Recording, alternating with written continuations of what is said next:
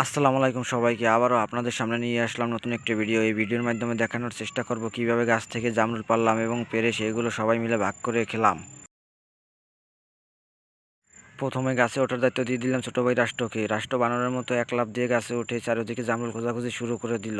অবশেষে অনেক খোঁজাখুঁজির পর রাষ্ট্র কয়েকটা জামরুল পেয়ে গেল।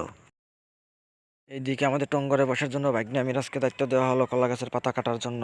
নদীর পাড়ে পানির বরের পাশে ছোট টঙ্গরে কলা গাছের পাতা মাটির উপর বিছিয়ে আমরা বসার জন্য এবং জামরুল কাটার জন্য ব্যবস্থা করে নেই। এইদিকে রাহুল ও নাফিয়ান জামরুলের অপ্রয়োজনীয় অংশ চাকুর মাধ্যমে কেটে ফেলে দিয়ে জামরুলটিকে খাওয়ার উপযোগী করে তুলতেছে।